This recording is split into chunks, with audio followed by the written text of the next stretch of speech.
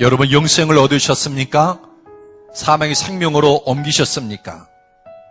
만일 예수님을 믿는데도 여전히 사망의 세력이 여러분의 삶에서 기승을 부리고 있다고 하면 저나 여러분이 새 생명 가운데서 행하고 있지 않기 때문입니다. 오늘날의 그리스도인들에게 새 생명 가운데서 행하는 삶은 아주 몹시 낯선 것이에요. 그리고 그리스도인들이 수없이 많지만 새 생명 가운데서 행하는 그리스도인들은 매우 희귀해요.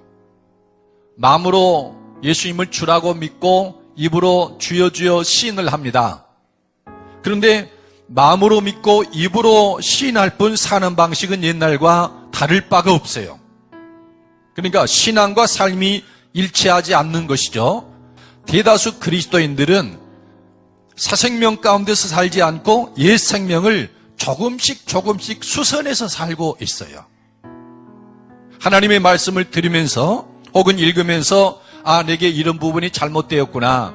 이거를 내가 하지 말아야 되겠구나. 예를 써서 그 부분을 조금씩 고쳐나가는 거예요. 옛 생명을 가지고.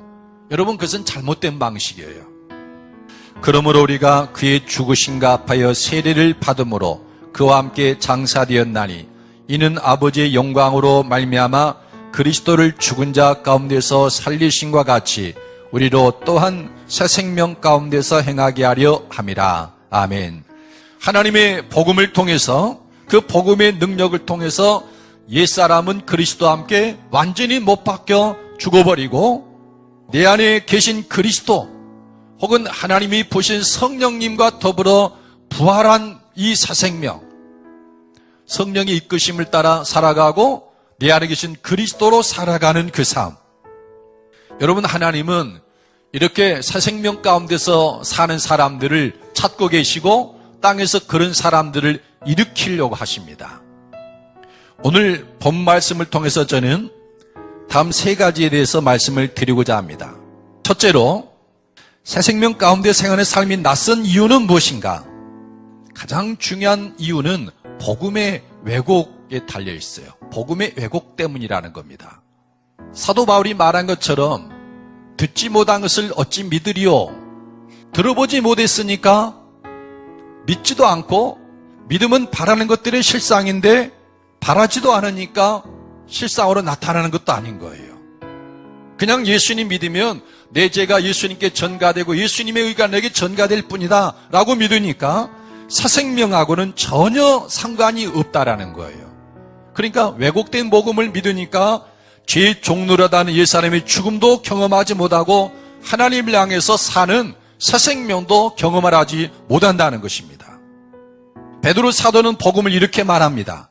너희가 거듭난 것은 썩어질 씨로 된 것이 아니요 썩지 아니할 씨로 된 것이니 살아있고 항상 있는 하나님의 말씀으로 되었느니라. 오직 주의 말씀은 세세토록 있도다 했으니 너에게 전한 복음이 곧 이 말씀이니라. 아멘. 그러니까 하나님의 말씀은 어떤 것이냐? 그 복음은 어떤 것이냐? 사람을 거듭나게 하는 것이다 그랬어요. 새 생명을 가져오는 것이다. 바울 사도도 갈라디아서에서 성도들에게 다른 복음과 참된 복음을 분별할 줄 알아야 된다고 말을 합니다. 그러면서 참된 복음은 어떤 것이냐? 오직 새로 지음을 받게 하는 것뿐이다. 할례나 무할례가 아무것도 아니로되 오직 새로 지으심을 받는 것만이 중요하니라. 아멘. 복음은 사람을 새로 지음 받게 하는 것이고 복음은 사람을 거듭나게 하는 것입니다. 우리는 이 복음을 믿을 때 그리스도와 함께 죽는 것을 경험할 수가 있고 그리스도와 함께 새 생명으로 하나님을 향해 사는 것을 경험할 수 있어요. 여러분, 이 참된 복음, 바른 복음을 믿으시길 바랍니다. 믿음은 바라는 것들의 실상이에요. 그러면 두 번째로, 새 생명 가운데 행하는 삶은 구체적으로 어떻게 실천하는가? 그러므로 너희는 죄가 너희 죽을 몸을 지배하지 못하게 하여 몸의 사욕에 순종하지 말고 또한 너희 지체를 불의의 무기로 죄에게 내주지 말고 오직 너희 자신을 죽은 자 가운데서 다시 살아난 자 같이 하나님께 드리며 너희 지체를 의의 무기로 하나님께 드리라. 우리 육체의 사욕, 정욕 이것을 따라 살면은 죽음일 수밖에 없기 때문에 하나님이 예수님을 세상에 보내서 십자가에 죽게 하시고 그를 믿는 우리들도 함께 죄를 범하는 옛사람을 죽음에 이르게 했어요. 그리고 새로운 삶을 살 수 있도록 부활의 능력을 통해서 새 생명을 주셨어요. 지금까지의 삶은 자기 육체의 정욕, 몸의 사욕이 자기도 모르는 사이에 자기 마음에 떠오르면은 무심코 그걸 하려고 그러는 거예요. 근데 이런 생명을 하나님이 십자가에 못 박아 죽였다라는 거예요. 이제는 끝장냈다라는 겁니다. 그러니 이제는 몸의 사욕을 순종하지 말고 하나님을 향해 산 자인 새 생명을 따라 살고 우리 안에 거하시는 예수님의 음성을 따라서 살아야 된다라는 겁니다.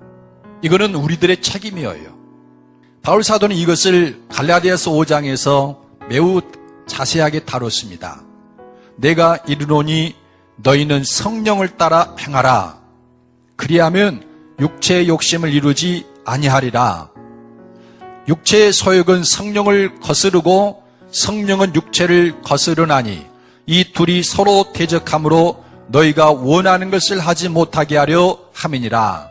그리스도인일지라도 이 몸의 사욕을 따라 행하다 보면 각종 죄를 짓게 되고 그 죄의 삭신 사망이 다시 내게 덮쳐와 버린다는 거예요. 옛날에 살던 그 육체의 정욕을 따라 살아가지고는 하나님 나라도 생명도 없다라는 겁니다. 그러나 성령의 소욕을 따라 살면 성령의 열매가 맺어지고 하나님의 나라가 강같이 우리 가운데 임한다라는 거예요. 우리 지체를 불의의 무기로 죄에게 내주지 말고 의의 무기로 하나님께 드리라 그랬어요. 저나 여러분에게 많은 지체가 있는데 그 중에 한 가지 참 문제가 많은데 남의 말하고 남을 불평하고 좋지 않은 일에 섞어서 말을 하면은 그 말은 꿀처럼 술술술 잘 들어가요. 근데 그 순간에 우리는 자기의 혀를 불의의 무기로 죄에게 내주고 있는 거예요. 근데 이 혀를 의의 무기로 하나님께 드릴 수도 있어요. 주변의 사람들이 다 그렇게 좋지 않은 말을 하고 있는데 갑자기 화제를 돌려서 하나님이 내게 행하신 일을 슬쩍이 말하는 거예요. 내 말 좀 들어보라고. 내가 이런 어려움이 있었는데 너희들 나 하나님 믿는 거 알지 않냐고. 그래 하나님께 기도했더니 이렇게 일이 되었다. 나는 그게 하나님이 하신 걸로 나는 그렇게 본다. 이렇게 말을 하는 거예요. 그러면 그 시간에 나는 내 혀를 의의 무기로 사용하는 것이고 그리고 하나님께 내 혀를 드리고 있는 거예요. 그런 말을 들은 사람이 나도 어려움이 있는데 하나님이나 믿어볼까? 그런 마음이 한 번이라도 스쳐서 지나가잖아요. 의의 무기로 쓰는 거예요. 여러분 이런 의식이 우리에게는 있어야 됩니다. 나는 내 손을, 내 발을, 내 혀를, 내 눈을 어떤 용도로 사용하고 있는가? 의의 무기로 쓰시기를 예수 이름으로 축복합니다. 그리고 세 번째 마지막에 우리가 새 생명 가운데 생하는 삶이 가능한 이유는 무엇일까? 죄가 너희를 주장하지 못하리니 이는 너희가 법 아래 있지 아니하고 은혜 아래에 있습니다.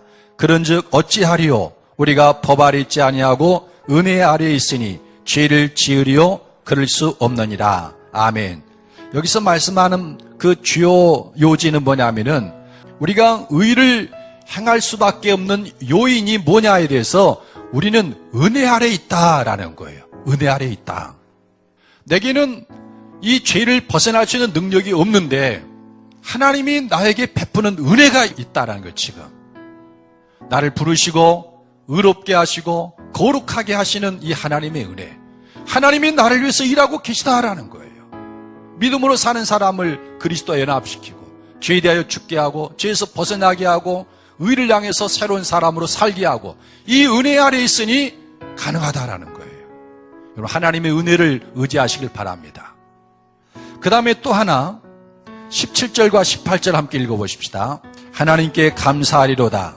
너희가 본래 죄의 종이더니 너에게 전하여 준 바 교훈의 본을 마음으로 순종하여 죄로부터 해방되어 의에게 종이 되었느니라. 현재 우리는 누구인가? 여기에 대해서 너희는 의의 종이 되었다라고 말합니다. 우리는 의의 종이다. 예수님을 알고 복음을 믿게 되면서부터 죄의 종이던 우리를 의의 종이 되게 하셨다. 그래서 이제는 의를 행할 수가 있게 되고 의를 행할 수밖에 없는 사람으로 하나님이 새로 지어 놓으셨다라는 거예요. 그래서 의의 종이기 때문에 죄를 짓지 않고 의롭게 살아갈 수 있다라는 거예요. 하나님께 만들어 놨으니까.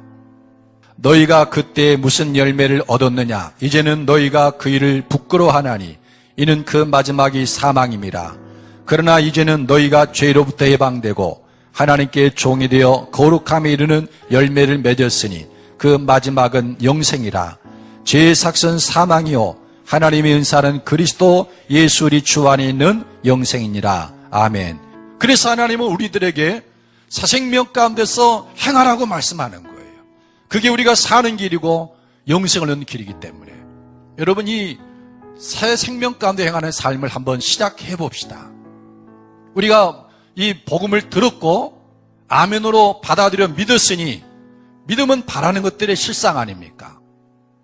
하나님 우리 모두에게 이 새 생명 가운데 행하는 삶을 주십시오. 하나님이 주시는 이 영생의 삶이 온 성도들에게 임하게 되기를 예수님의 이름으로 축복합니다.